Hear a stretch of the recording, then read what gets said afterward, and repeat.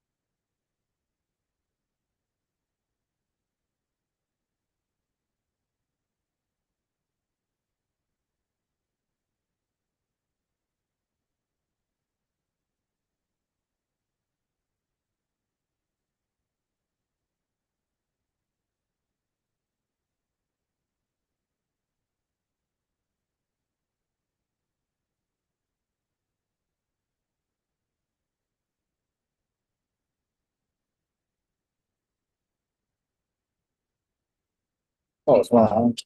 Hey, Jerome, you there? Can you hear me? Comms check. Yeah, I can hear you. Can you hear me? Oh yeah, I can hear you. I can hear you. I'm just gonna Okay. wait a few minutes see if anybody else comes on and join, and we're gonna go ahead and get started. But if you could you just go ahead and mute your microphone for or your chat? Thank you. Appreciate it.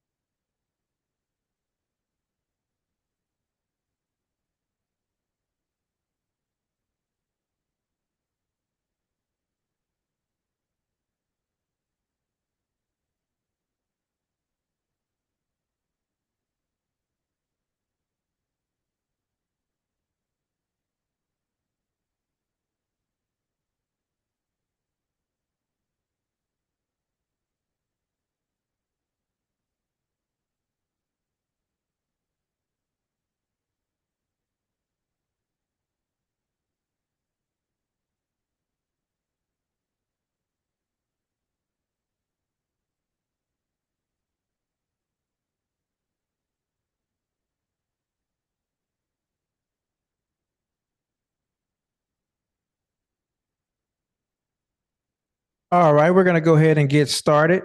So give me a thumbs up in the chat, or let me know where you're coming in from. Go ahead in the chat and let me know where you're coming from, so I know who all I'm speaking to. Just go ahead and enter that in there and make sure it's working. Now, if you want, you can go ahead and turn your camera on. It's up to you. No pressure.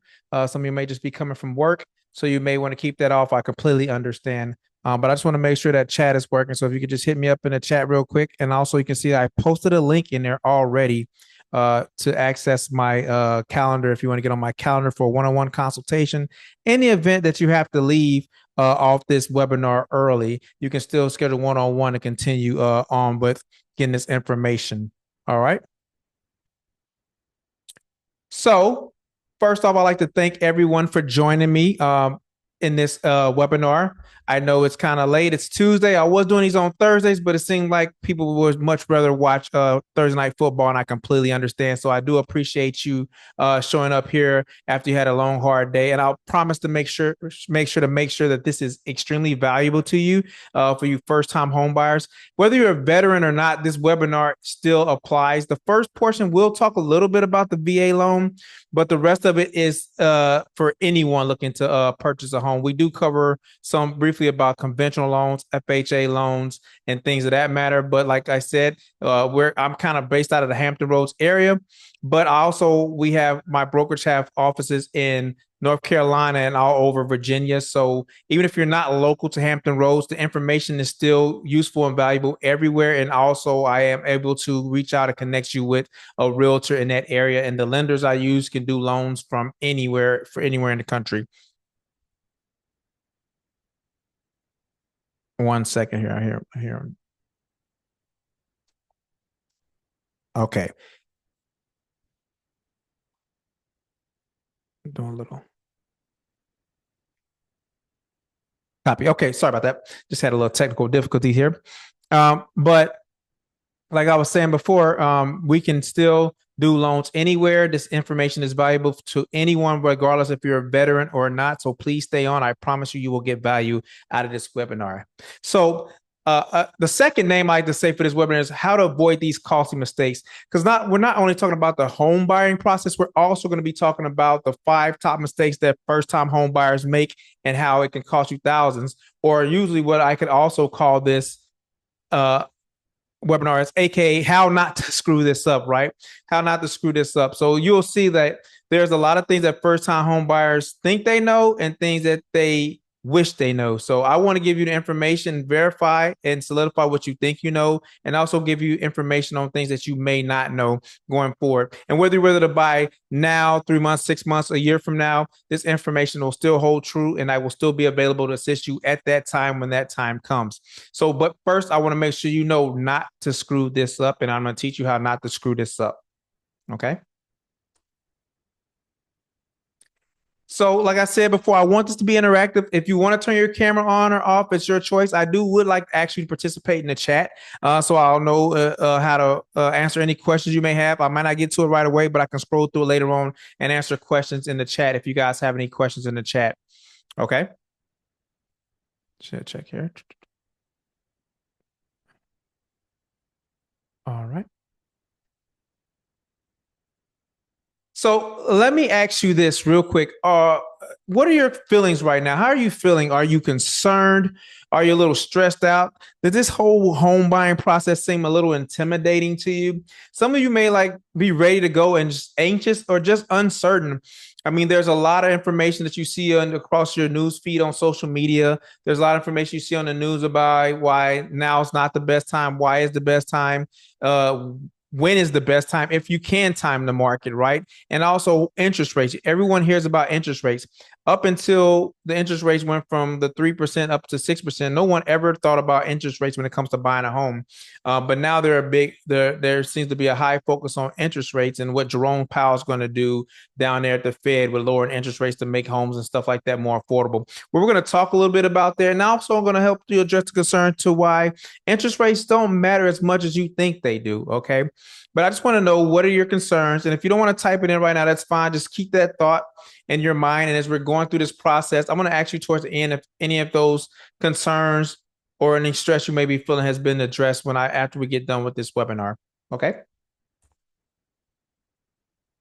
Our goal tonight is, after we address those concerns, I want you to be like, you know what? I got this. I mean, thousands of people buy homes every day, and you know what? I got this. So yeah, I get it, Jerome. I completely understand. But trust me, I've done this several times over, and it's not as big of a mountain to think as you think it is to climb in order to purchase a home. Lots of people do it every day, and why not you? Okay, so that you will, I guarantee at the end of this webinar, you'll be like, I got this. It's not such a hard task. Okay. So a little bit about me. I am Tristan Thomas. I'm a realtor. I'm currently with Iron Valley Real Estate, really awesome brokerage is owned by all former military veterans. We're actually moving up to be the number one brokerage in the Hampton Roads area, and we're small. So we're going up against those big guys like Remax, Keller Williams, and all those. And we're close to hitting $1 billion in real estate sales this year, where every other brokerage is on a decline. Our brokerage is on an incline as far as selling the most homes in the area with the least amount of agents, right? Because we have a very unique support system. We train like the military, and we just take care of our people and support each other and our clients. But I'm a real estate professional. I've helped countless veterans and other people buy homes and realize their dreams of being a homeowner throughout the country and Hampton Roads. Now, I say throughout the country is because I help people buy homes in San Diego, Florida, Texas, Illinois, anywhere there's like major military populations. I help people buy homes in those areas because I have a unique network where I can refer people to other agents in that area, and or we have a brokerage in that area. So if you're not currently here in the Hampton Roads area on this webinar, fear not, I can still assist you. And this information still holds true and I can make those connections, okay? My big why. It's important to know who you're working with, so I would like to give you guys my big why. So my big why is my family, right? You see, I have in this picture, I have my wife, Chelly, Tristan Jr., Armando, Victoria, and Alexander, who's being shot in this picture. And this picture is a few years old, but I wanted to encapsulate a picture where I have my family. You see me that I've been in the military for almost 25 years, almost had 25 years of service. And my family's with me every step of the way. And they're my big reason why I served in the military and why I continue to serve people outside the military purchasing a home. I've been in real estate for a little over 6 years. I was licensed in Tennessee and now I'm licensed in Virginia. And like I said, um, I have big, hairy, audacious goals to help every veteran own a home. It's an initiative I'm starting next year where every veteran owns a home. I'm a firm believer that if you raise your hand, where this nation's called, deploy, go overseas to fight for this nation, for this country, you should be guaranteed to own a piece of that country, a piece of that land that you're going out there risking your life for. You and your family deserve that. And I want to make sure that I do my part to ensure that every veteran owns a home if they so choose to, after they go and risk their lives, raise their hand, and agree to service this country. And I love to get to Navy and Marine Corps relief. I've been giving it to it every year since I've been in the military. So it's helped me out a lot when I was a junior sailor and needed to buy transmissions, emergency flights back home and things like that. So I'm a big advocate for the Navy and Marine Corps relief. So that's another reason my big why, so I can continue to give to those organizations.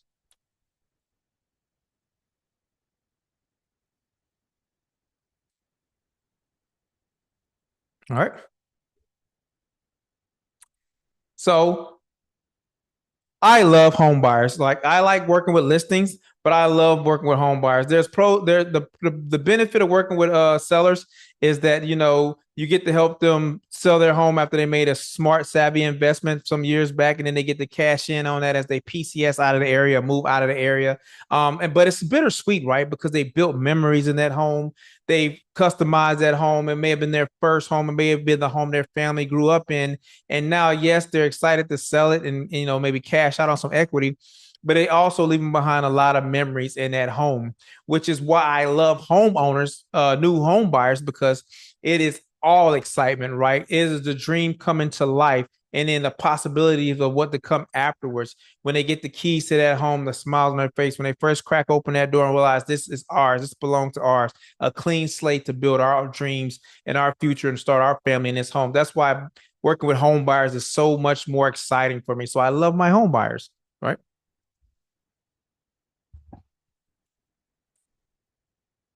And apparently they love me.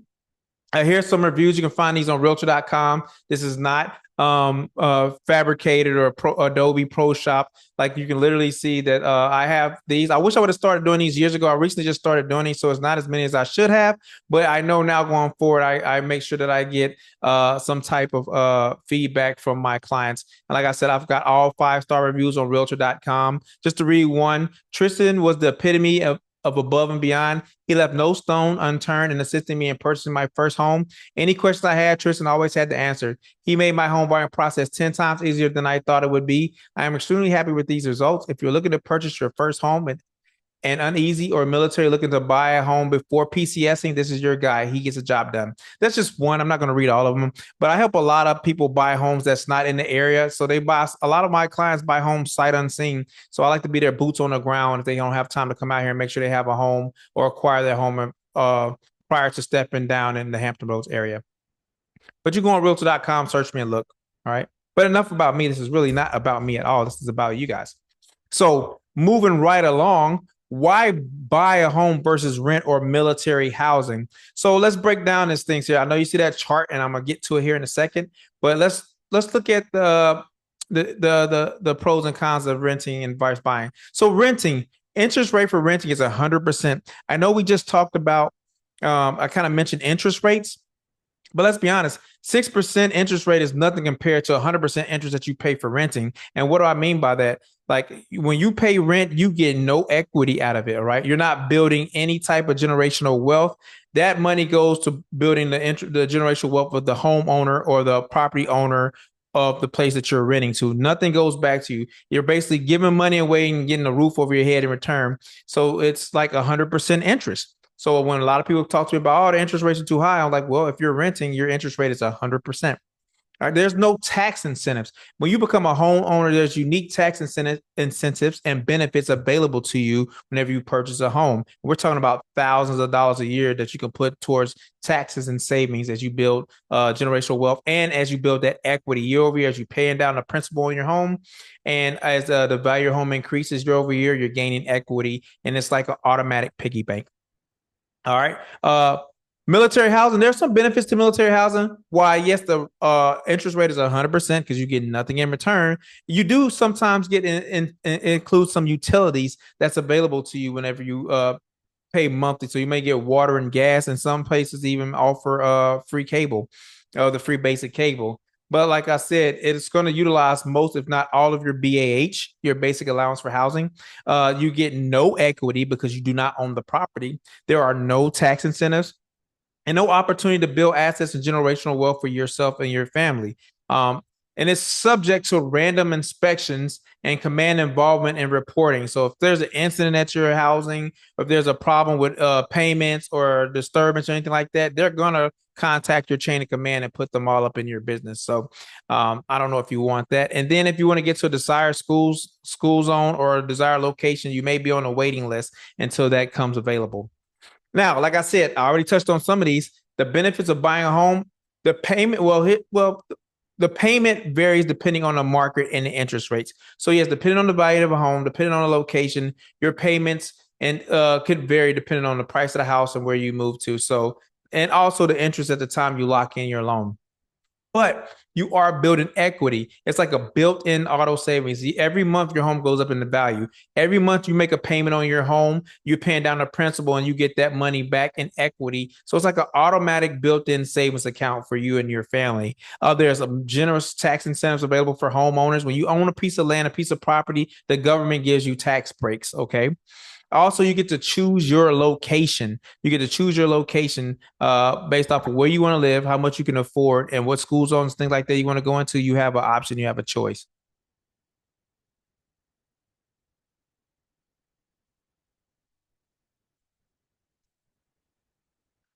All right. So sorry, I'm still working on this technical difficulty here. So, and like I said, you get to build generational wealth for yourself and your family. You can start investment property. Let's say you're here for a short amount of time and you have to leave out of the area, move a PCS, or you just want to upgrade. You can keep that property and now you have a rental property to utilize. And don't worry, because if you're using the VA loan, you can use it to purchase more than one property. We're going to discuss that here shortly. So now I know you're looking at this chart and like, well, Tristan, it says that if I buy a home, it's going to cost me $117,000 a year over 5 year mortgage cost compared to $96,000 in rental costs. But like I said again, look at the equity you build when you rent for 5 years. You spend $96,000 and you get no return, zero equity. However, if you spend $117,000, which is just a little bit more than the rent, you have over $40,000 plus $30,000 plus built-in equity. So it's like I said, it's like an automatic savings account. How long would it take you to save $40,000 on your own, going month to month, into a savings account or investment account, when you can just do it just for simply living in your own home? Okay. So just keep that in mind. So those are some reasons to rent versus buy versus military housing. Like I said, everyone's situation is different, but to me, it seems like buying a home is the best option in the long term. What do you guys think? You can drop that in the chat. Maybe you still think, renting looks better, or maybe there seems to be something to buying a home that you can possibly benefit for in the future. All right. So why VA loan? The VA loan is one of the most powerful benefits earned for your military service. And a lot of veterans, unfortunately, don't fully utilize these benefits and don't fully understand how they work and leave a lot of money on the table or make a lot of mistakes when utilizing their VA loan, or they hear rumors or myths about the VA loan that's just not true. Okay. It's just not true. It's one of the best benefits in the country, hands down, right? Out of all the benefits, the VA loan for purchasing home is one of the best benefits in the country, in my opinion.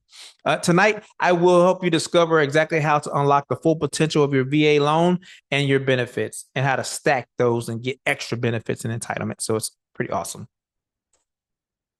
Like I said before, if you're ready to buy your first home as a veteran, that's why you are here. And even if you're not a veteran and you're still ready to buy your first home, I'm still going to show you how there are first-time grants and all type of local grants, first-time home buyer grants, and city grants that you can utilize to help bring down the cost of purchasing your home, cover the closing costs, or pay down your rate. So please stay tuned. But real quick, we're going to hit on the VA loan and compare it to the other loan products.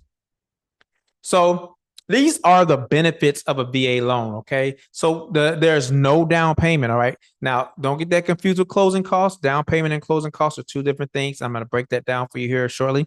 But there's no down payment required with a VA loan. Now, when you compare that to a FHA loan, which is going to require 3 to 3.5% to put down, and a conventional loan, which is anywhere from 3% to 5% to put down, that you have to put down at closing.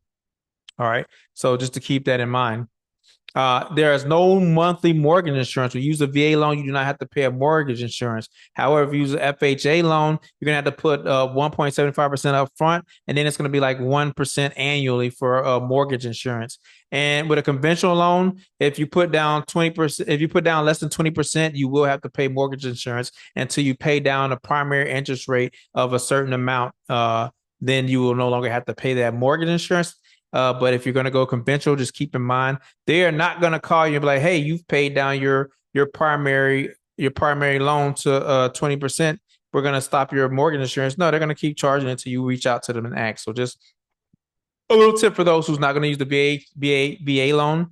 Maybe you're looking to buy an investment property. Just keep that in mind. Once you pay it down to a certain amount, you need to call and cancel that mortgage insurance. And VA has competitive interest rates. It's competitive with all of them. I know you might see here, these numbers are from August of 2025 when I updated this slide. But the interest rates are a lot better, and they have dropped dramatically since the creation of this slide. It just hasn't been updated. But the interest rate for VA loan is around, in the Hampton Roads area, has been about 6.73%. And then, like I said, you can compare it to FHA, you're around 6.68 and 6.64%. However, most of my loans are, a lot of them are sub 6%. Once you get closing cost assistance and you use these grants, you can actually pay down the interest rate and get it a lot cheaper. So just keep that in mind.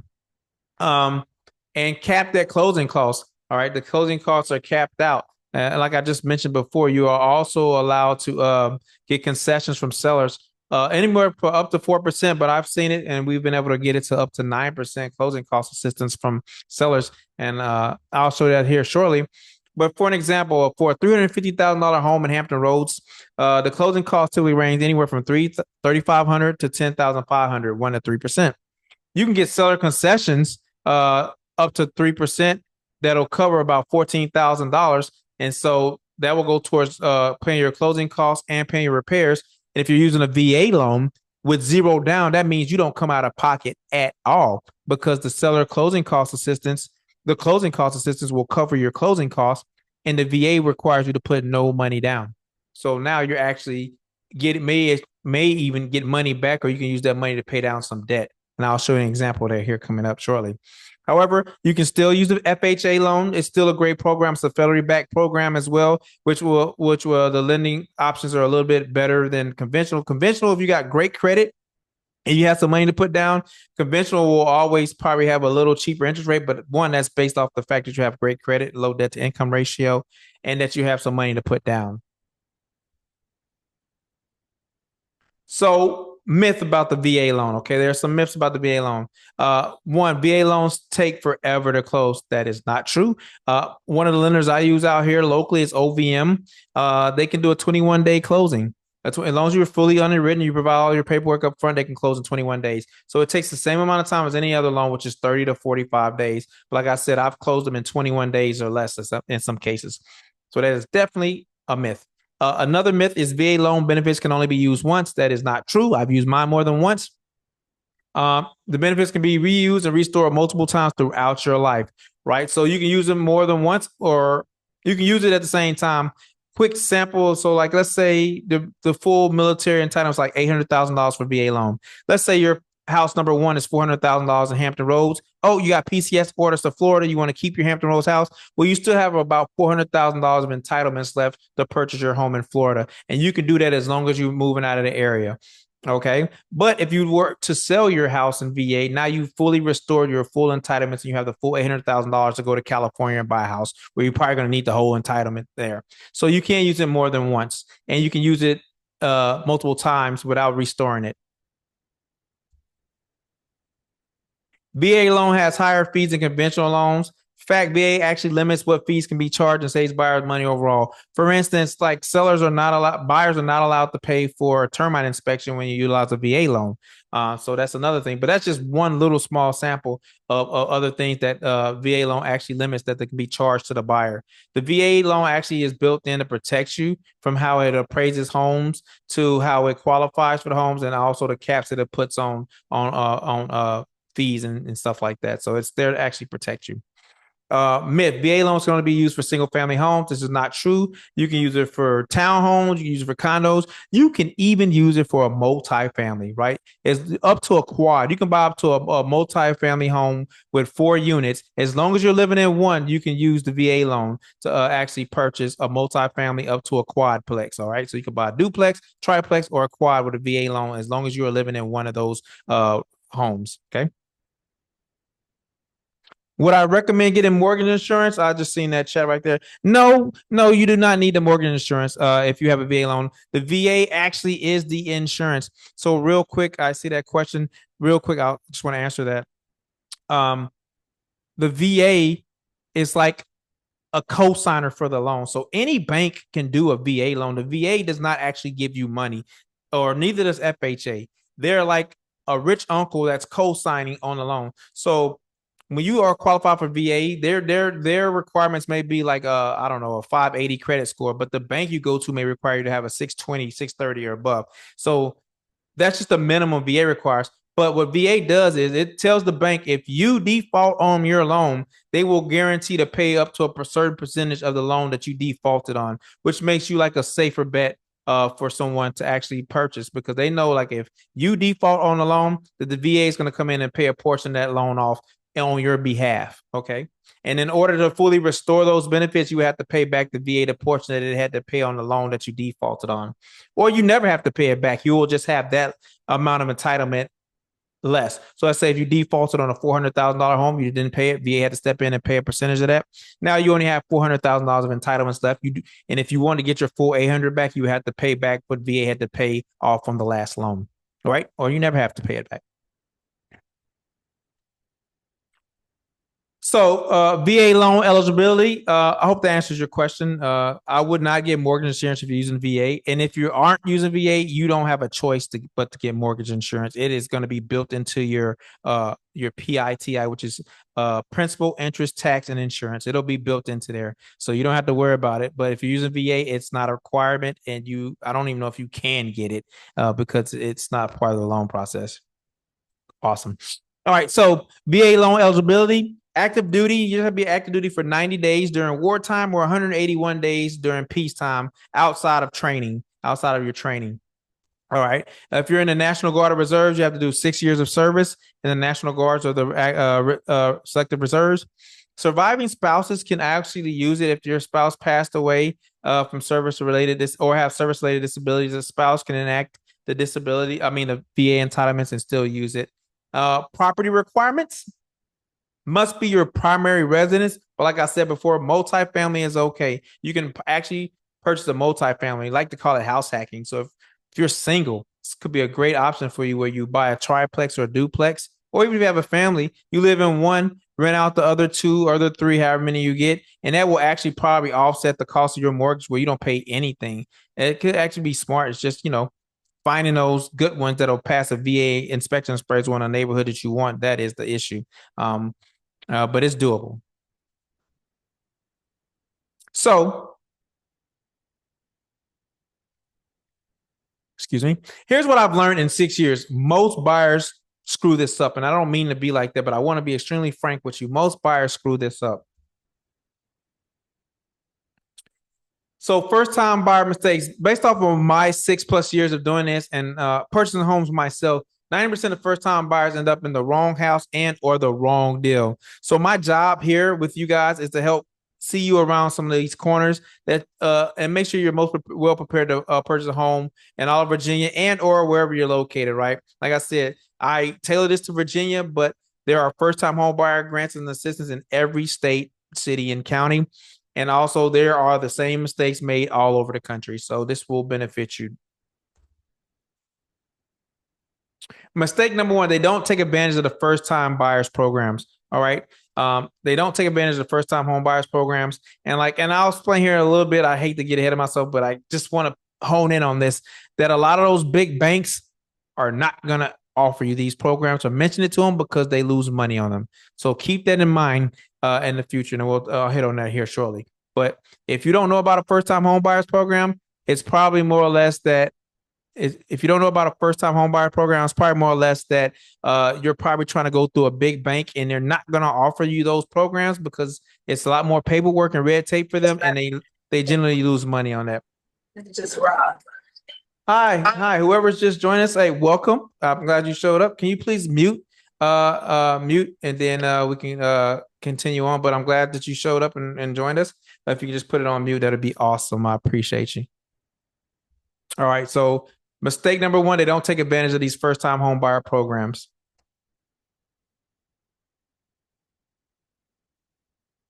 All right. So real quick in the chat, raise your hand if you like leaving thousands, maybe even tens of thousands of dollars on the table, because we're talking about real money here when we talk about these first-time home buyer programs and these grants available to you. So if you like leaving money on the table, you can just mute me on this part and don't listen to me about these first-time home buyer grants and stuff like that, and then you can catch me later on. But if you like saving money, then you might want to listen up, right? Oh, but real quick, and I like to always do this because some people might have to jump off, and I understand life be lifing. If you would like to book an appointment with me, you can do it now. But I also drop the link in the chat to schedule, get on my calendar. We can get a one-on-one where you can ask unique questions for yourself, and we can come up with a plan or options available for you in your area, your market, and based off of your timelines. So just wanted to put that out there, okay? So what is a first-time buyers program? Well, it depends. There's a lot of them. And some of them are unique to specific locations based off of cities, and some of them are based off of available funds for the year, and some of them are just based off of investors and they're trying to get rid of some money and get some tax breaks. Okay, so like I said, some of them are specific to the location of your home or where you're looking to buy in. And the only way you know that is to get with a local lender. So I said some of these big banks are not going to work out for you. You need to get with a local lender that specializes in first-time homebuyer programs that's available in your city, state, or county. All right. A lot of them are based off of income now. So keep that in mind. If you make over a certain amount, then you may not qualify for some of the programs that's available out there, which sucks. But at the same time, great for you because you make enough money where you do not qualify for a grant. So that's also a plus. But the negative side is you don't qualify for the grant, but great for you for making so much money. So that's awesome. Like I said, also you may require you to hang on to the home for a few years. So some of these grants, hey, or say, hey, we're going to give you the grant to put down on a home or to help pay your closing costs or to help buy down your interest rate, but you have to stay in the home for at least 3 years. If you do not stay in the home for 3 years, then you could pay a penalty. So just keep that in mind. Some of these required to be in the home for a few years. Some might be 1 year, 2 year, 3 years. It just depends on a different program and stuff that's available at the time. Some may have interest rates that are more favorable than the market. Like I said, and the way they actually do that is they may offer you like 2% to put down or buy down the interest rate. If you did not know, you can buy down points on a loan. So if the loan is like 6%, you can take 2% from a grant and buy that interest rate down to probably like a 5.75 or 5.6 and save yourself a lot of money. So just keep that in mind. And some of them are 100% financing. Some of these programs, depending on the location and area, time, income, could actually offer you 100% financing available and where you don't have to put any money down.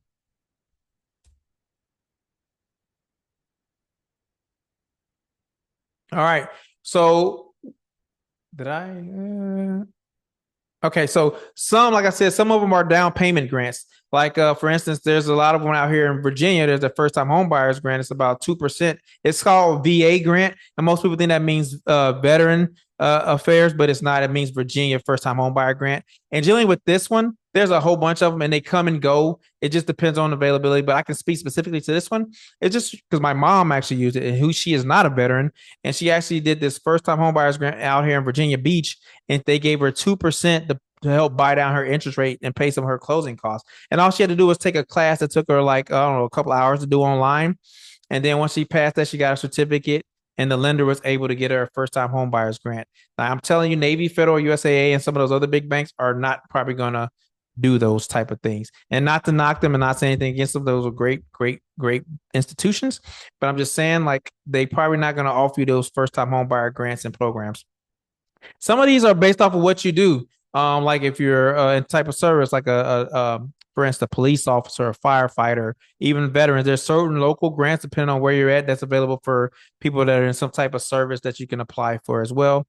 And some literally exist because of bad practices of banks and banks' behaviors back in the 1960s. I won't go too much on it to get politicized, but there was some stuff called redlining and things like that back in the day, or when banks made so much money off communities, they didn't give anything back. So now they're required to offer these grants to certain communities that they made millions, maybe billions off of over the course of years. And now they have to offer these grants throughout the year from time to time. All right.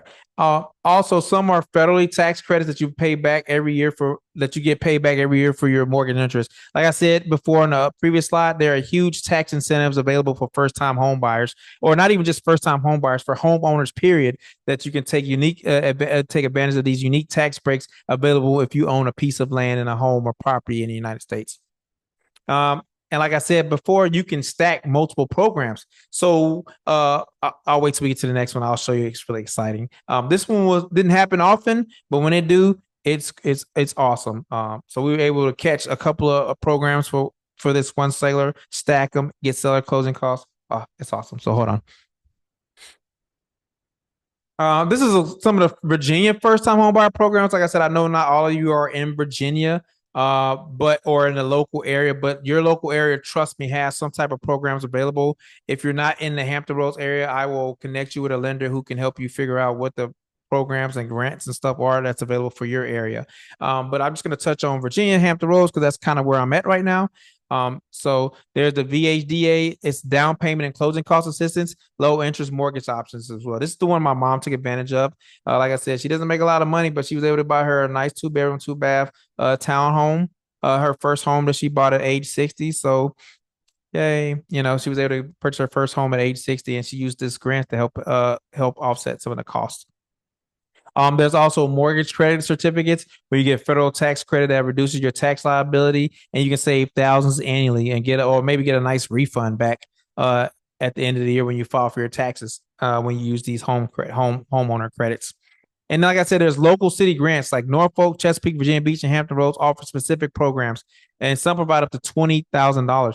Like I said, these funds, the thing about them is they come and go as funds are available. So my lender who shoots me a text or notification like, hey, Tristan, we just got They just got a couple of $1 million available for Norfolk. You know anybody looking to buy in Norfolk or Chesapeake, Virginia? And then it's like a rush to hurry up and take advantage of those grants before the funds are run out. And then we are waiting again for the next cycle or when they decide to offer those grants again. So it's not a certain time; it's just random. And I can notify you guys if you want to get on some type of list when those are available. But it's just unique when they do come up. And you can stack these with your VA loan. Okay. You can stack it with your VA loan, which means no money down. And then use these grants to help pay your closing costs or get your interest rate down to lower your monthly payments. We're doing on time. Okay, we're doing good on time. All right. Like I said, you can stack these programs for big savings. So let's say paid off set class was to buy a house. The purchase of the price of home is $325,000. With the VA loan, there's 0% down, but if you're using FHA, you might have to put 3% down, or if you're using a conventional, 3 to 5% down. So just keep that in mind. But there is a VA funding fee. Okay, the VA funding fee is generally around 2.15%. But keep this in mind: if you are disabled, 100% disabled in certain states like Virginia, you don't pay. You don't the VA funding fee is waived. All right, the VA funding fee is waived, and not only that, if you're a disabled veteran in the state of Virginia, then you don't have to pay any state taxes and including property taxes. So, all right. So try to get that 100%. If you haven't got it, keep working towards it. Um, so when you take the funding fee, yes, you don't have to put any money down, but it does get put inside the loan. So that 2.15% will be added to the $325,000. And now the total loan amount will be $331,987. A lot of people come to me when they get their closing documents and say, "Hey, my loan was only supposed to be for $325,000. Why does it say 331?" That's the VA funding fee. Now, if you have the money, you can pay it up front, but most people just opt to put it into the loan and use that money to pay their closing costs. All right. Okay. So, like I said before, there's a Virginia first time home buyers grant, which is about 2%. Then there is the local city grants. They vary, like I said. There's then there was the first time dream home program that's offered for the first time this year. And then you can get seller paid closing cost assistance, which I generally get anywhere from 1 to 5%. I've got an excess of 7.5% closing cost assistance from sellers to help pay down my buyers' closing costs and repairs.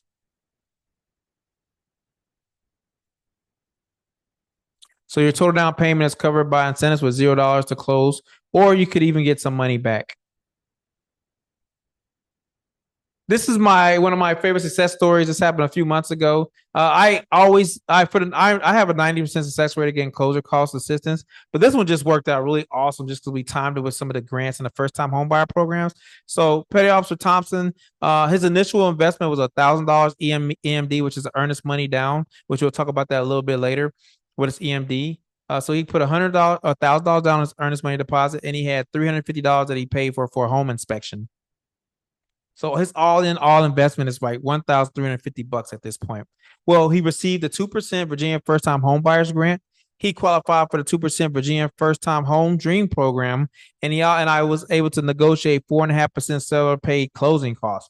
So that resulted in him getting $23,091 total seller contribution. That's just from the seller alone. Then we used some of that money and the grants to pay down his interest rate. So his interest rate went from 6.5% to 4.25%, which saved him over $500 a month in monthly mortgage payments. And then there was money left over, so we couldn't give it to him in cash. So we took that money and we paid down his credit card debt. So took the $3K that was left over and we applied it towards his credit card debt. And then he got 100% of his earnest money deposit back. So we got $1,000 back at closing. So his initial investment of $1,350 netted him $23,091 of seller's contributions, over $500 a month in mortgage payments. Multiply that by 30 and multiply that by 12 months times 30 years. And I can't even calculate that. We're talking hundreds of thousands of dollars. And then he got some of his credit card debt paid off. So that saved the money every month for paying on credit card bills. And he got his $1,000 back. So he only paid $350 for all of that. Sounds like a win-win, right? Disclaimer: I am not a lender. You may or may not qualify for some of these programs. It also depends on what area you're in, what location you're in, and what grants are available. This is for educational purposes only, but I have to give you this disclaimer because, well, I'm required to. But, you know. So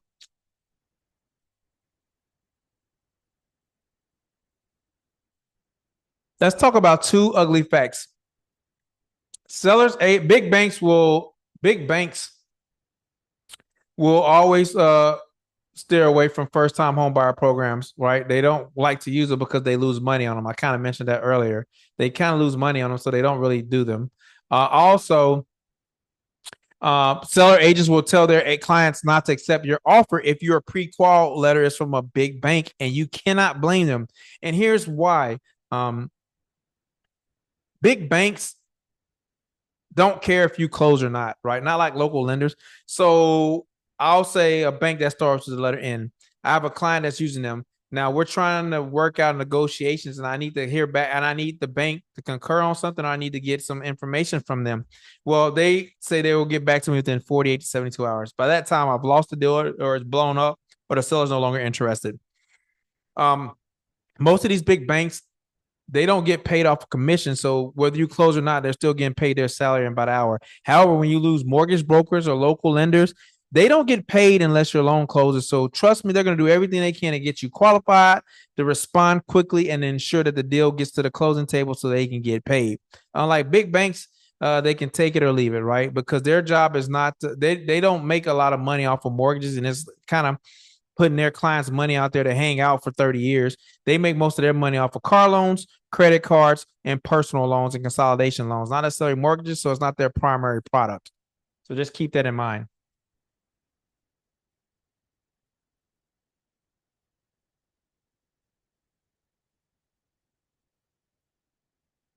Okay, Tristan, like you said, can we get back to how do I save thousands of dollars? Well, I kind of just hinted on that. You're going to save thousands of dollars by stacking these programs and using local lenders that can help you qualify for these first time home buyer programs.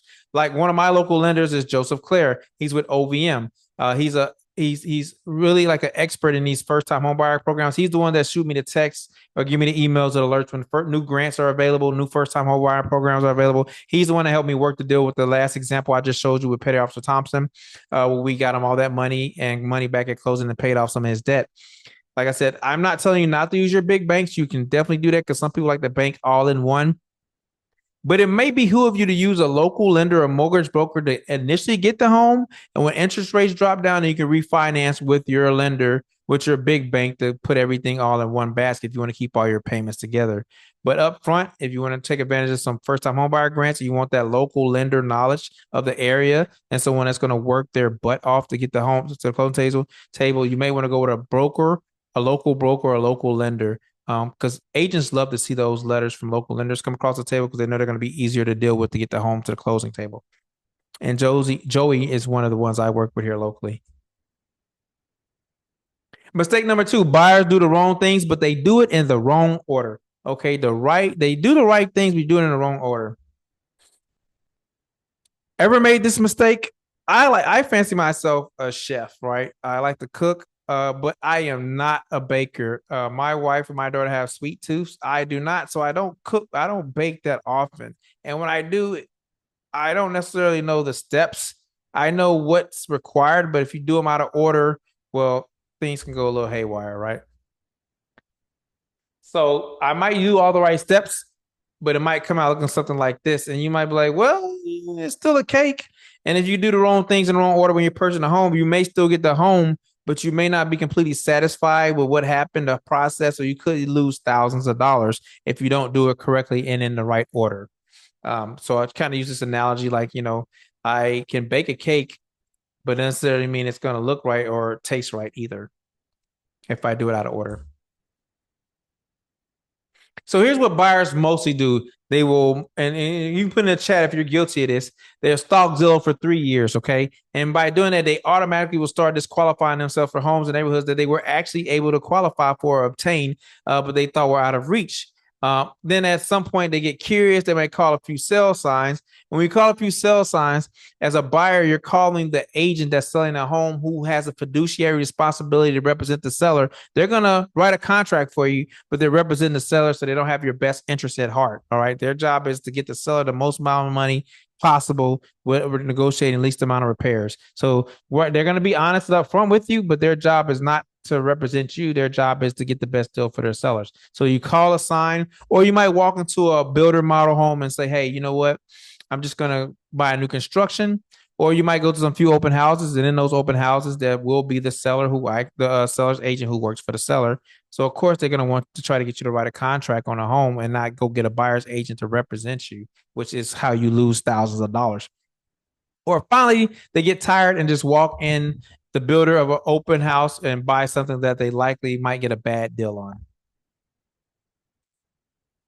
Mistake number 3, they get sucked in by the builder's marketing machine. Now, don't get me wrong, I'm an advocate for new construction, but I'm not an advocate for you going alone by yourself to a new construction, because you're going to end up with something a little like this, okay? The problem with builders, there's no one looking out for you. You walk into a builder's office unrepresented, and they do everything they can to get you to create a one-sided deal. It is literally what their job is, to make the most amount of money for their builder by making sure you're not represented and you just go along with the flow. All right. So look for the ones of the builders that needs off their books, right? This is some winning tactics. Look for the ones that need off their books. Why? A lot of times sellers start building homes, and then later on down the line, the buyer no longer wants the home. Maybe they got areas out of orders out of the area, or maybe they no longer qualify for the loan because interest rates have went up. So now they're stuck with a home they built, and the buyer's no longer there. So those are a good tactics. Look for those homes that were built and fell out of contract, because now the seller needs to get them, the builder needs to get them off their books as fast as possible, because they're paying money on something that is no longer about to be sold. And in this market, you need to play the walk away game. The deal is really the first deal is really the best one. Trust me, it's like buying a car. If you go in there, enter, they're gonna follow up, and you'll be amazed at what new deals and incentives start coming out of nowhere after you walk away a few days later that was not available to you when you first went in there. So normally when you walk in there, you're gonna see this handsome dude. He makes you feel like you're the only person in the room. He might drive a nice big new Bronco or Titan truck. And then every time you ask a question, he says it's fine. A lot when you ask a lot of questions and you get curious, he kind of just puts you at ease without not really answering the question. But most of the time he's worried about his quarterly bonus, or he's concerned, but only about 5% of that is worried about getting a good deal for you, even if that, all right. Um, and then there's the friendly sales lady who can talk to a wall. She can literally talk to a wall. And then her job is to know your dog's name, know your kids' names, to get you off your game. And what next thing you know, she's a part of the family, and you're signing a 50-page contract. She knows a little bit about the product because she's been doing it a while, so she's pretty knowledgeable. But she has commission breath, and her job is literally to get the home sold. And to keep it real with you, a lot of these people that work in these builders' offices are not licensed agents. They're literally just sales representatives. So all they know is the basics of the contract and things like that. But their job is not to be a licensed agent. They're just someone that works at the desk that gets commission for selling homes. And their job is to keep you there with them and not go back and get an agent. But like I said, there are some great incentives to new construction. New constructions can offer you like closing cost assistance. Some of them partner with local lenders, and they can get you a lower interest rate if you go with their lender vice your own. Like I've seen some out here in Suffolk area offering 3.99% compared to 6% of most other lenders. You can get a home for 3.99% interest rate, which is literally hundreds of dollars saved every month. They'll pay your closing costs. They'll pay your buyer's agent fees, where you don't have to come out of pocket for that. Well, most sellers will pay that, so don't get it confused. Most sellers pay the buyer's agent fees. And like I said, they offer you lower interest rates. So there are some benefits, and you get a brand new home, so you don't have to worry about someone living in it, what hidden defects may be there. The home inspection for a brand new home is pretty easy. And then you're the first owner there in a new community. And so you get to enjoy that as well. Downside is the prices are normally not negotiable. As I said before, I'm gonna throw this in every once in a while in case you gotta go. That's the link to book me or to get on my Calendly. If you have to walk away or leave, because I understand life be lifing. So I also dropped it in the chat if you want to click that link to get a one-on-one consultation with me. I look forward to meeting with you and talk one-on-one about your unique situation and developing a plan that's specific and unique for you, whether you're ready to go now or 12 months from now. I can help you out with that.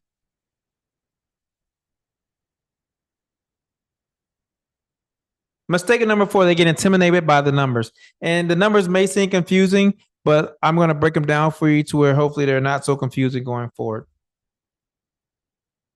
So no more confusion. So let's break it down. This little thing we have here with these the different sections A, B, and C. So A, fees from the title, the lender rate, buy downs, etc., HOA fees. So fees from the title company. When you go with a title company, the title company's job is to make sure that there's a clear title on the property, which means you may have to pay for title insurance. But when they do a clear title search, they're making sure that no one else can lay claim to the property after you purchase it. So they make sure there's no cloud on the title. And what I mean by that, so if you're buying a resale home, which is not a new construction home, there may be at some point someone may have passed away and the home went into like either a foreclosure or may have went into some type of sale from another family member. You purchase the home, then lo and behold, a long lost son comes out of nowhere who had the first rights of refusal to the property and say, "Hey, this home was sold without my permission, and now I want the home back and or I want the cost of the value of the home." Well, that's where the title insurance comes in, and that's the fee that you would pay. It'll be a part of your closing costs. Where if that does happen, the title company will be responsible for paying up to however much of thousands or $1 million to rectify the situation. And like I said before, we already talked about the one-time VA funding fee, which is about 2.15%. But if you're disabled, you can get that waived. Also, if you're doing FHA loan, there's mortgage insurance premium that you would have to pay. And you would also have to put down 3% to 3.5% for FHA conventional loan. There you have to pay mortgage insurance unless you're putting down 20%. If you put down 20% on a conventional, you can get you don't have to pay the mortgage insurance, but you still have to put the 3 to 5% down payment. And with the VA loan, there is no down payment. And prepaid taxes. So prepaid taxes and insurance, you can shop around for different insurances to get the best deal. Sometimes you can bundle it or stack it with your current insurance if it's offered for your car insurance or things like that or rental insurance. But prepaid taxes, so taxes are normally paid by the seller, and depending on what time of what part of the year you buy the home in will determine how much tax you have to pay. So if you buy a home in June, then now you're going to owe 6 months of taxes, and the seller have owed 6 months of taxes. So the seller may have already prepaid it. So the seller would get back a 6 month refund on the taxes, and you would have to pay 6 months of tax for the rest of the year. But if you buy the home like coming up here in in October, November, then you're only responsible for paying either 1 or 2 months worth of insurance for the home, which is a good deal for you. But that's paid up front. That sounds really expensive. I get it. I know you're like, well, damn, Tristan. I mean, I don't have nothing but $1,500, $2,000. It's cool. Trust me, it's cool. All right. Most of my clients, I'll get them in a home with like $1,500 if you're using a VA loan. Um, but the good thing is, let's have someone else pay for those things. All right. We can have someone else pay for them, like seller closing cost assistance, or like seller's closing cost assistance. So when we go into negotiating contract, I ask the seller, hey, seller, client really like this home. It's been on the market for 30 days. Would you be willing to give us 3% towards our closing costs if we make an offer on this home when we get under contract? The home's been sitting for a while. There's a good chance that the seller is going to go ahead and offer you some closing cost assistance, especially if the home is vacant and they're paying a monthly mortgage on a home that no one's living in, and or if they have to PCS out of the area and they're on a strict timeline and you're the only offer, then they may be willing to pay some closing cost assistance. Like I said, I've had a 90% success rate in getting closing cost assistance or a portion of it paid for the seller, for the buyers by the seller. There's some unique tactics that's utilized, that's done to get that done. And when you schedule a one-on-one consultation with me, we'll go over those options on how to get closing cost assistance. But it's very doable, especially in this market right now where there's a lot more inventory on the market and homes are sitting a lot longer. Sellers get anxious. Sellers are willing to pay closing cost assistance. Sellers are willing to negotiate repairs and give home warranties. It's a great time to buy right now if you're capable of buying right now. Okay. It's different for everybody. Oh, sorry. Go back. Credit reporting 101. We're not going to spend too much time on this because it's unique for everybody, but we're going to briefly touch on it. All right. So credit reporting 101. First away, do not allow someone to take a hard pull on your credit. Okay. If you're taking a hard pull on your credit and you're barely right there, let's say you need a 650 and you're at 640, you let someone do a hard credit pull that just dropped you down like 10 points or whatever, now you're 20 points away. So you need to work with someone that's going to give you a soft pull. Most lenders do not want to do soft pulls because they have to pay money for them. But if you use like local lenders like Joey or another person I use for people that doesn't have not so great credit, they don't charge you for those pulls. Okay. So you can do a soft pull. It will not affect your credit score at all. And you can get an idea on how much you qualify for or what do you need to do to fix your credit and eligible to be qualified later on. Okay, so don't be a hero. Don't take it upon yourself to be like, "Hey, Tristan, I'm just gonna go ahead and drop my 10,000 I have in savings on paying this off, and then that should boost my credit score." You don't make that determination yourself. All right. There's different type of credit reporting. There's different type of FICO scores. People don't know this. There's like a FICO 5, a FICO 2, 3, 4, a FICO 8, and different ones are used for housing. So if you use like a FICO, I think housing uses a FICO 5, 2, and 2, 3, 4, 3, and 5, right? So and it's a different credit score than qualifying for automobile or qualifying for a personal loan or a credit card. And so you may be paying down something that won't move the needle on qualifying you for a home. And then if you notice, when you're buying a home, they're going to pull all three credit reports. They're going to pull all three credit reports and they're going to go with the credit score in the middle. So they're going to pull one from TransUnion, Experian, and Equifax, whichever the middle score is between all three of them. That's the one they're going to use to qualify you for your loan if you did not realize that. Okay, so you're like, Tristan, my credit score is crap. I know I've been there a couple times in my life. I know how it feels. You can come back from it. But let's say you don't want to wait that long. I have a solution for that. This is Mary Christiani. I use her whenever someone doesn't qualify with Joey. She can get you qualified. She can get you qualified with a 500 FICO score or less. I've seen it. I've actually had one of my clients. We used her. We got our negotiated 7.5% closing cost assistance. We got them in their dream home. These people came to me. They didn't qualify to rent a home that I was renting because their credit score was too bad. And so they couldn't qualify to rent a 3-bedroom, 2-bath house that was built in like 1980. However, I pushed them over to Mary. She got them qualified. We put them in a $495,000 house with a huge pool. It was 4 bedrooms, 3.5 baths. So they got their dream home when they didn't qualify to rent a home. So how do you like those apples? And Mary Christiani is who I utilize to make those things happen. Like I said, I'm speaking for unique stories, but they're not really unique. It's just if you're willing to do the work and you're willing to work with me and work with Mary, we can make it happen for you. It just depends on how determined you are. But these are some of her reviews. All right. She does a lot of deals, lots of deals. Okay. So there's 5 steps that we're running a little here. I'm gonna rush through this, but please don't take this as me not caring. I just want to make sure I respect your time. So I'm gonna run through this real quick. All right. So steps involved in buying a home in 30 days. Right. Let's tell a story. When we're done, you'll have a list of costs you need to plan for buying a home coming up. I hope that sounds fair for you guys.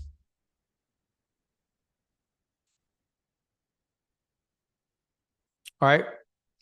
Okay, so let's talk about who's going to be actually for how much money, how much you need up front. All right. First things first, how much does it cost to have the team get you in shape to buy a house? Absolutely $0. Okay.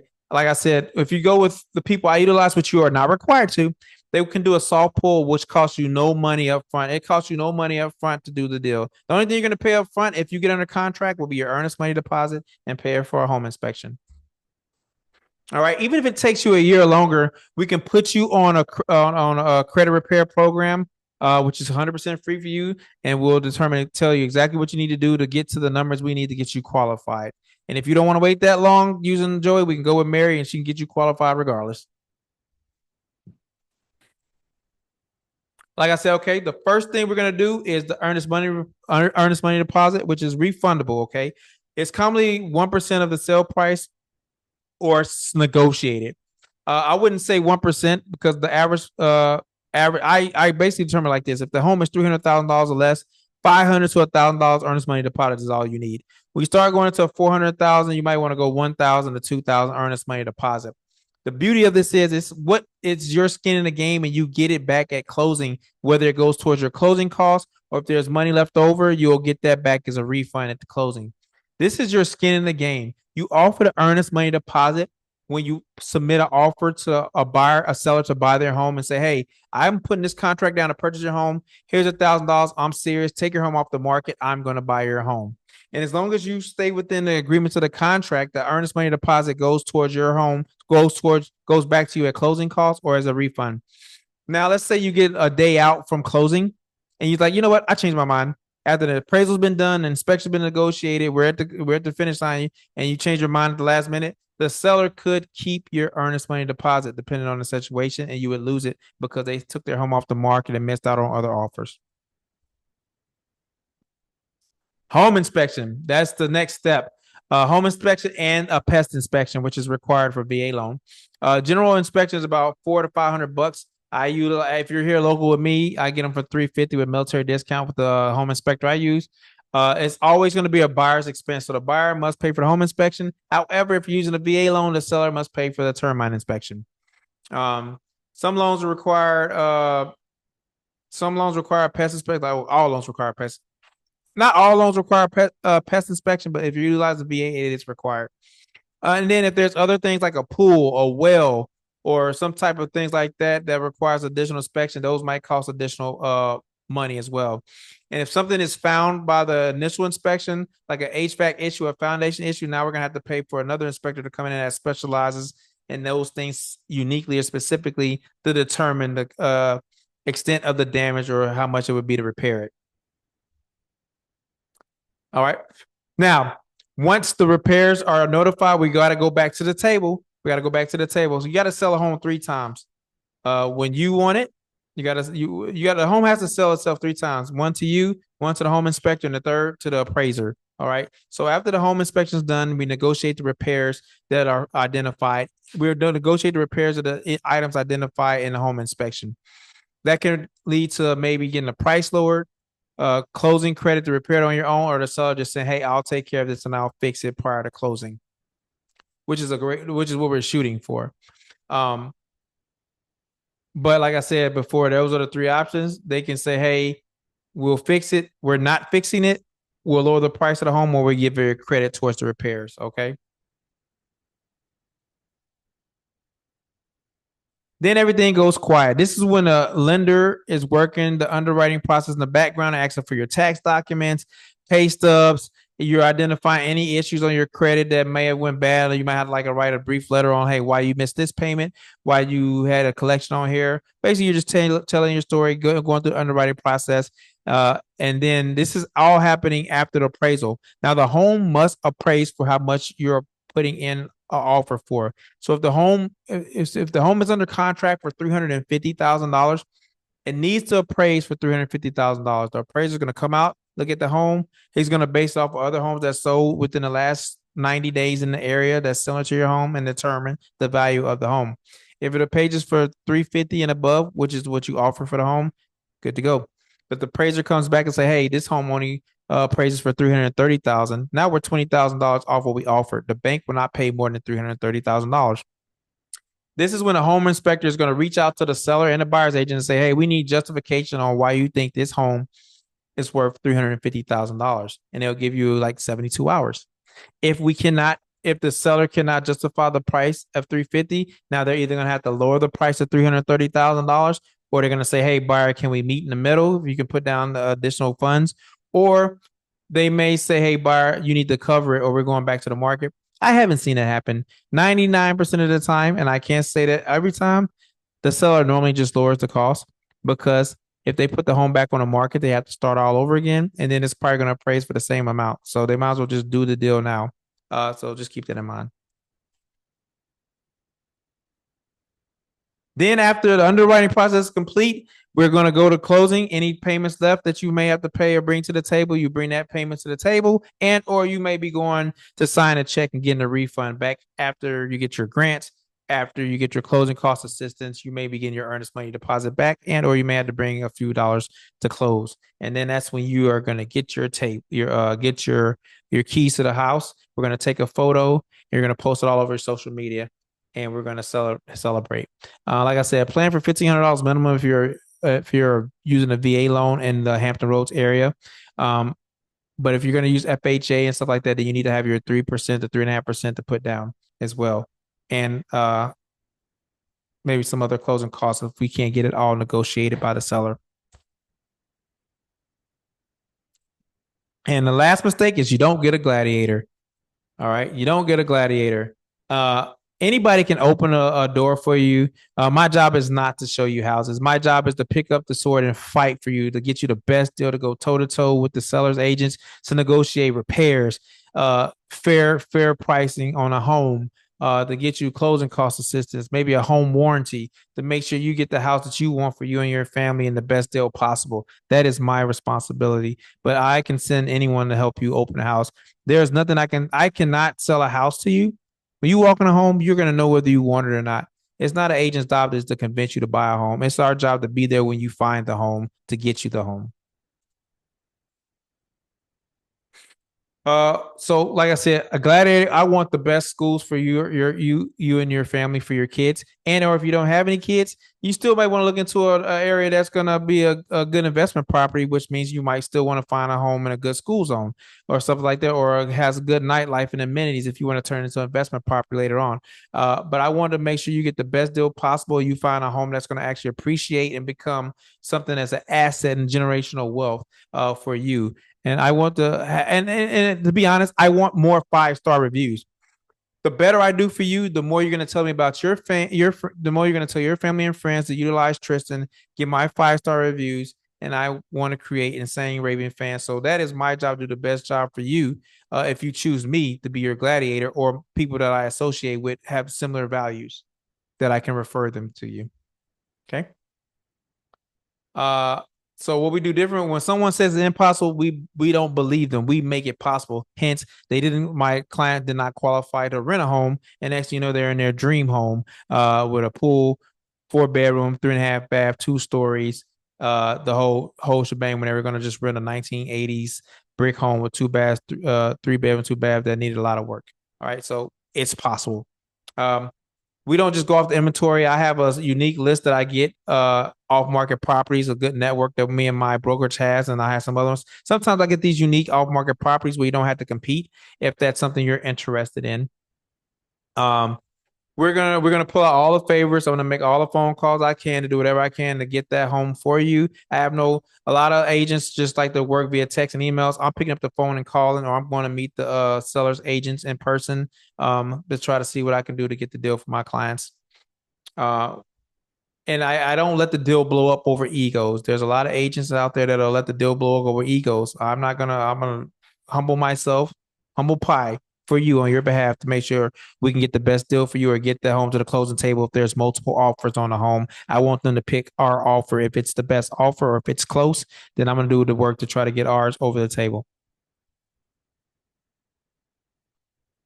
And like I said, lots of caffeine. I'm already drinking my energy drink now. Because I gotta make some phone calls after this.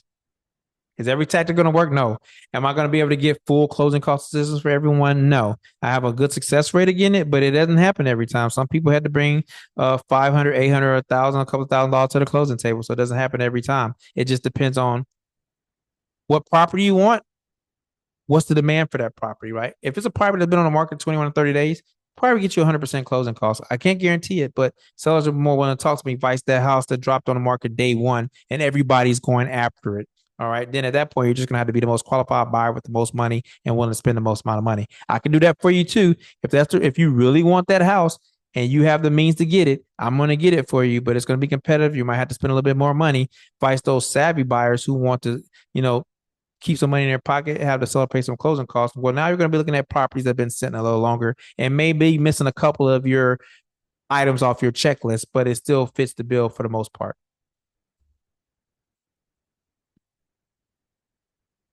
So now that we ran through this, I know some of you guys weren't here at the beginning, but that's okay. Like I said, if you check the chat link, I actually dropped it a way to schedule one-on-one consultation. I could bring back up some of the slides that you missed. We can go over it. But I want to know, are you still feeling stressed out? Do you feel less intimidated? Are you feeling excited? Like just drop in the chat. Like, how are you guys feeling? Do you feel like you've learned some things here?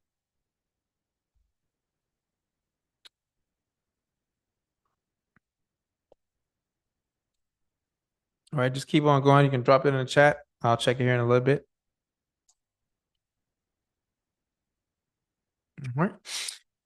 So your job here on out is to tell me what you really want, and let me worry about how to make it happen. So tell me what you really want. Let me worry about how to make it happen. All right. What is the right order? So first, you're going to choose an agent, a gladiator, and then we're going to explore all the options available for you for financing, whether that's type of first-time homebuyer grants available, VA loan, FHA loan, conventional loan. Which one works the best for you, depending on your funds and your credit score and your debt to income ratio. We're going to talk about all those options. And then we're going to run payment estimates on homes that you really want in certain neighborhoods. So before we put an offer in, you're going to say, hey, Tristan, I like this home. I'm going to run it to our lender, like, hey, this is the price of the home. This is location, the zip code. He's going to pull up the taxes, the value of the home, and give you an estimate on how much it'll be per month. And then we can decide if you want to make an offer on that home or not. Then we can visit builders if you want to. We can go to new construction and find out which one fits your timeline, who has the best incentives, who's paying closing costs, who's paying buyer agent fees, who has the best lending options available. Maybe they have a 3.99% entry interest rate, or maybe they're doing a 2-1 buy down where they'll buy down the interest rate for the first 2 years before you have to pay the full interest on the third year. Then we're going to negotiate hard with sellers and try to get credits from the sellers as possible. And we're going to focus on the neighborhoods and the locations that you want to be in. Oh, what up, Halsey? I didn't know that was you. Man, welcome, brother. Appreciate you joining in, man. Man, good to hear from you.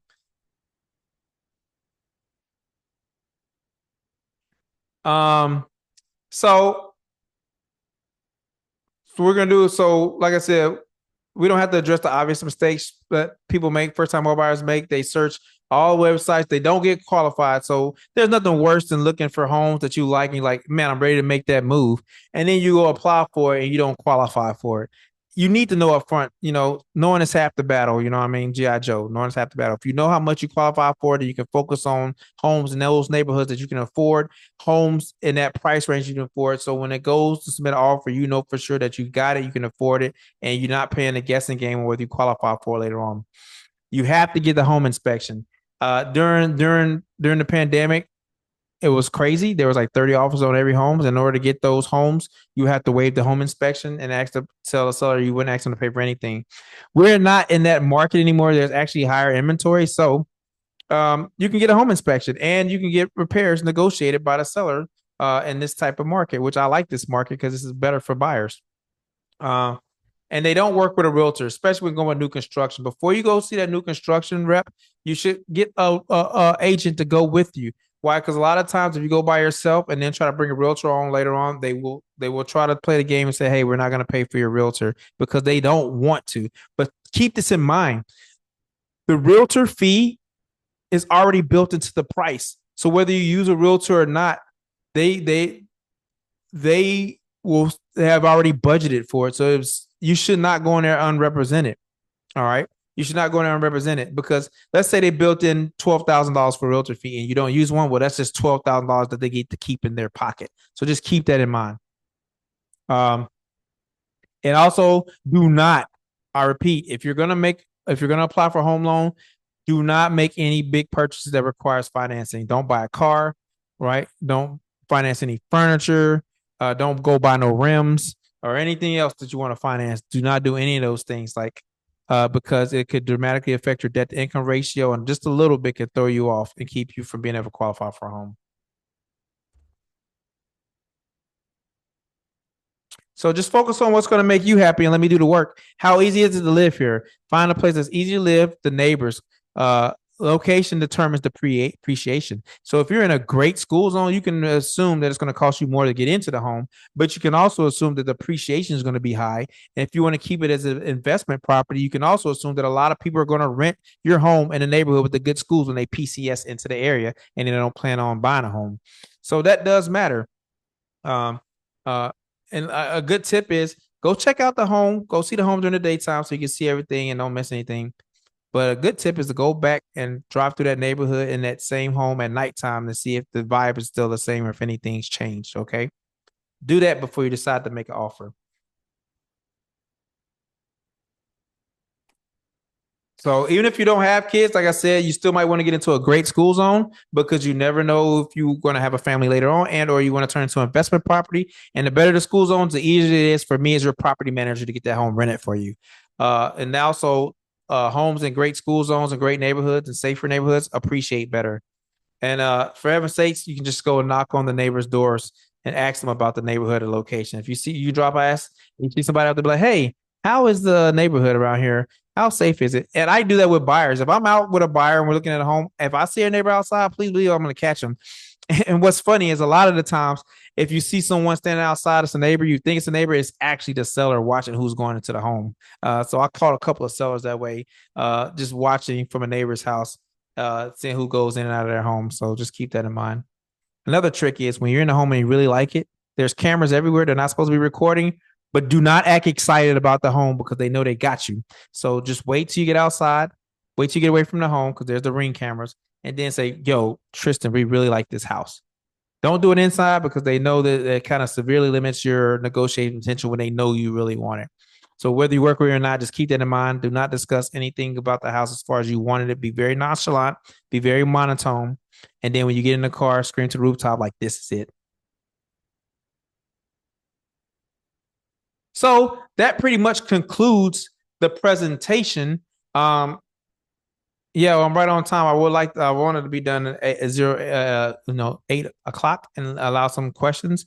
But for right now, you can unmute yourself and ask any questions, or you can type it in the chat, and I'll be sure to ask you any questions. You can be specific about eligibility, the current market conditions in Hampton Roads. I can talk to that.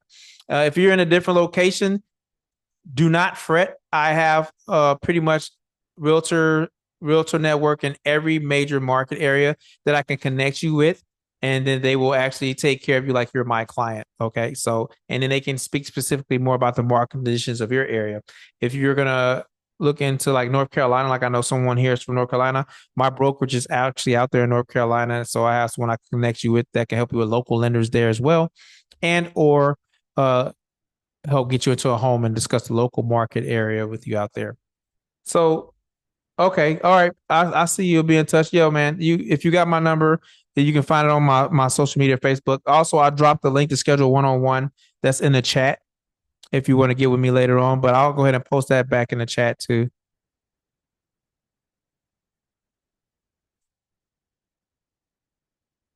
All right. Does anyone else have any other questions?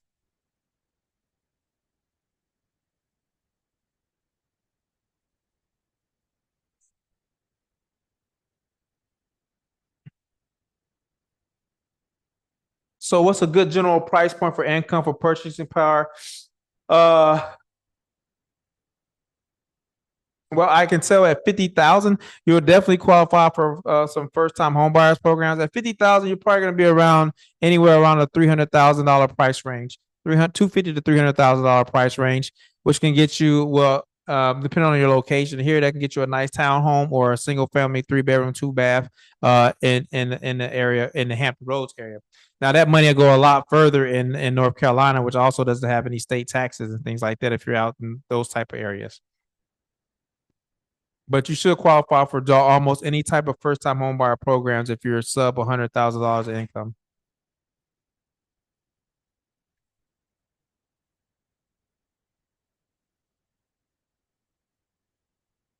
Are there any more questions? Yeah, Tristan, you talked about investment properties. Mm-hmm. I wasn't really following along. I can't really understand what you mean by that. Okay, so investment property. So like a duplex. A duplex is basically a place that has two separate dwellings.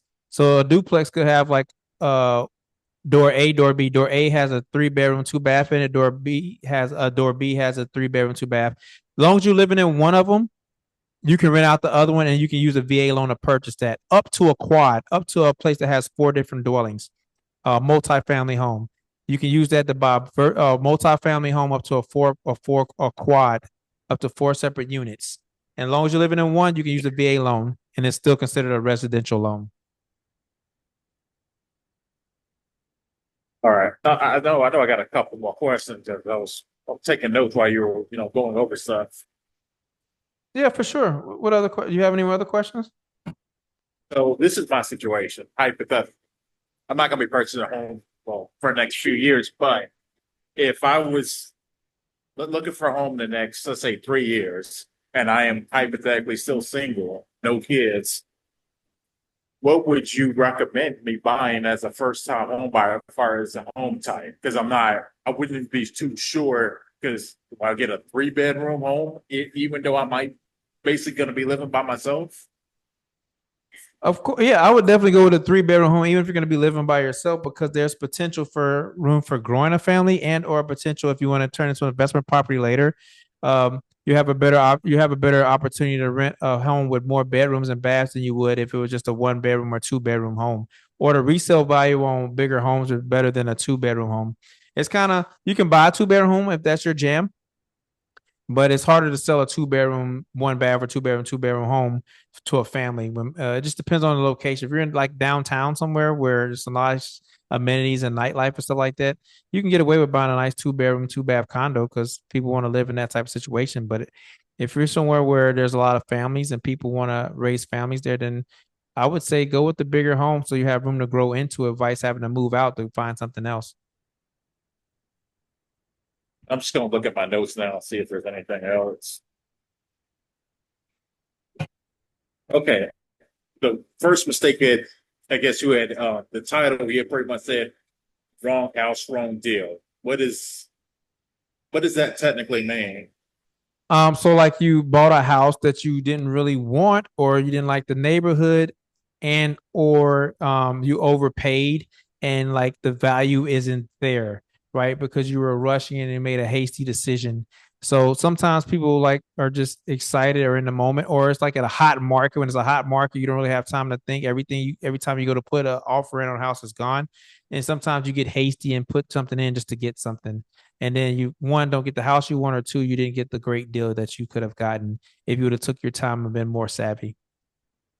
Oh, okay.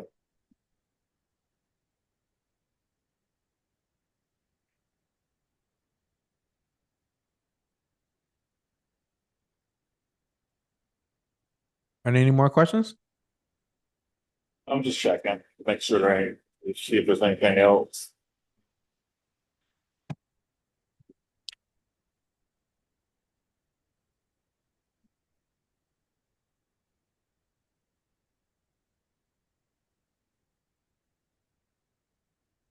But if you want, like you can always, like I said, schedule a one-on-one if you want to get deeper into your situation and just find out how far off you are from purchasing and qualifying and develop a better timeline for you. We can always go offline and talk one-on-one if you have a lot more Okay. questions. That's completely fine. Oh, okay. Yeah, I got this is just a hypothetical here. Because I guess the fear thing comes into play. Like, let's say if you purchase a home, you have a we all have we have our different jobs. You have an income, but you get laid off from the job or whatever case scenario is. So now you can no longer pay your monthly mortgage basically because you don't have that income coming in anymore. Because I know you had mentioned the VA has somewhat of a program where they can help pay off a portion if you default. For example, like if you go hypothetically, you go unemployed for 2 or 3 months, but you can't pay the mortgage payment because you lost your job. That was a scenario that I was thinking about. Yeah, yeah. So a lot of banks don't want you to foreclose on your home anymore. They're trying to avoid that. So before you even get into that process, you can actually reach out to the bank and say, "Hey, you're having some type of hardship." If you miss some payments, they can actually tack those payments onto the back of your loan, right?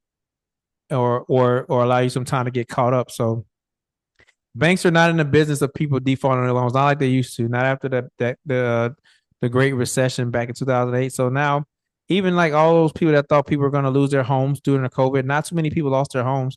They just tacked in the missed payments to the back of their mortgage and still continued on the process. Okay, well that's a peace of mind right there because Yeah, yeah. life could happen. You could Well, get life laid be off, life.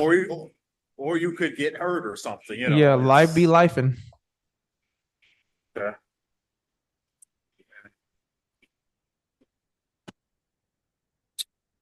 yeah. I think you.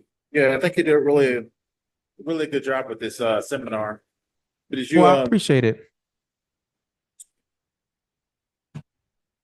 you by chance have it? Would I be able to keep the PowerPoint?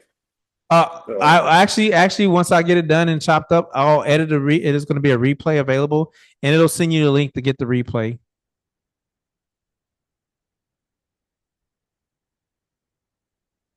Hello? Yeah. just looks like it's just mainly crunching. It's I guess it's like mainly crunching numbers, but like I guess the only thing left I was just thinking hypothetically is some people want to get like the pool, like as far as that comes with the home, but you had recommend you either get a home that already has that amenity or just get that separately What's that, a after pool? purchasing. Yeah, if you wanted to get a pool, like for Well, the example. pool, I would think you need to work that into, you need to evaluate, like, do you want to be responsible for the maintenance of a pool, the additional cost of a pool? Pools are great, but they come with some cons. The maintenance is expensive. The water bill could be more expensive. So before you get a pool, you need to factor that in. And if you want to buy a home and add one later, you need to make sure that you have the ability to actually put a pool into the backyard. There could be some piping, some welding, some electrical lines in your backyard that you're not aware of. So you would definitely have to get a land survey conducted prior to buying a home if you want to add one later on. If that's something you definitely want to get, then you definitely need to go ahead and buy one that already has one. I would recommend. It'll probably just be cheaper that way because it's gonna cost you about $30,000-$40,000 to put in a pool. Okay, gotcha. All right. I Unless you're think doing one of that's those yeah. above ground pools. Okay. Like I said, All right. if you want to continue the conversation offline, you can hit me up on social media or you can use this link that I put in the chat. And also I'll send you a link to the replay if you want to rewatch it to catch some things you may have missed while you were trying to take notes. Okay. Yeah, All right. I'm good on the questions. Okay. Well, thank you all for joining me. I really appreciate it. And like I said, please use the link to book a one-on-one consultation. But other than that, this concludes the presentation. Thank you all for joining me, and you guys have a great rest of your evening. Peace.